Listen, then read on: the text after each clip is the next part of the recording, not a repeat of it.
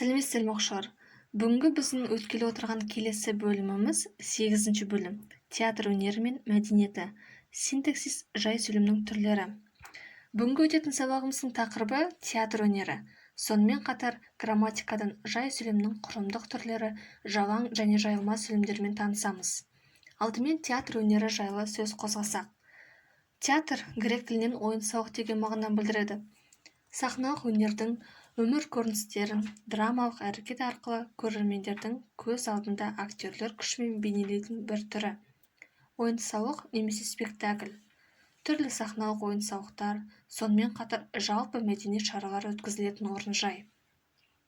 Театрдың тарихи жағынан қалыптасып, даму, өсіп-өркендеу жолы әрбір ұлттың, әр халықтың өмір тұрмысымен, олардың жалпы тарихымен және туралы мәдениетімен тығыз байланысты. Театр ойын, сауық орны.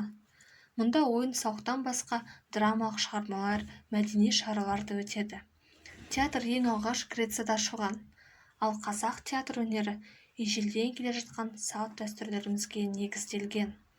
Үйлену салты, шілдехана тоймен байланысты өтетін ойын-сауықтар, ақындар айтысы, тағы басқа дәстүрлеріміз театр өнерінің алғашқы көріністері болған.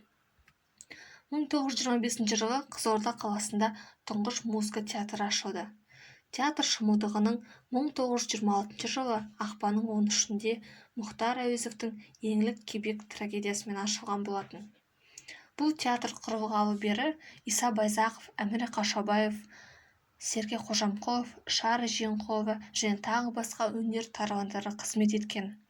Олар театр тарихында өшпес із қалдырды. Ал ұлттық театр өнері тарихында мәні зор ойын-сауықтар қатарына Семей қаласында өткен Абайдың қайтыс болғанына 10 жыл толуына орай 1914 жылы 26 қаңтарда өткен әдеби-музыкалық этнографиялық кеш пен 1915 жылы Біржан Сара айтысын айтуға болады. Бүгінде елімізде 54 кәсіби театр, соның ішінде 3 опера-балет театры, 9 қазақ драма театры, 6 музыкалық драма театры, 2 балалар мен жасөспірімдер театры, 3 музыкалық драма театры және 9 қуыршақ театры жұмыс істеуде. Балалар, енді келесі біздің тоқталып өтетініміз грамматика. Сөйлем екіге бөлінеді: жай сөйлем және құрмалы сөйлем. Бүгінгі біздің бастағалы отырған үлкен тарауымыз жай сөйлем. Жай сөйлем дегеніміз бір немесе бірнеше сөз бен сөз тіркестерінен құралып, тиянақты бір ғана ойды білдіретін сөйлем. Жай сөйлемнің негізгі ерекшелігі құрамдағы сөздер өзара бір-бірімен семантикалық бірлікте болады. Екпін тұтастығы, сөздердің орын тәртібі сақталады. Жай сөйлем құрамы мен құрылысына қарай бірнеше түрге бөлінеді.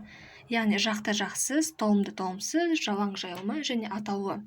Оның тек қана бүгін екеуімен ғана танысатын боламыз.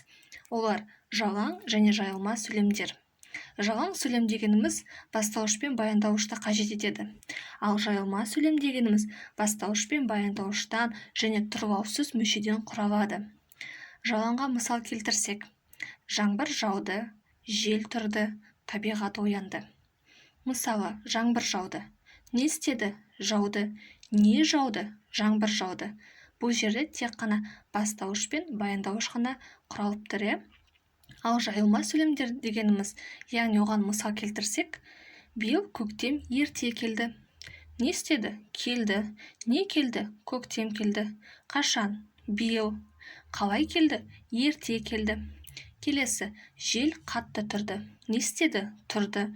Не тұрды? Жел. Қалай? Қатты. Және айналадағы табиғат көктем келісімен тез оянды. Келесі: семантикалық картаны орындаймыз. Яғни жай сөйлемнің түрлерін ажыратып тауып шығамыз.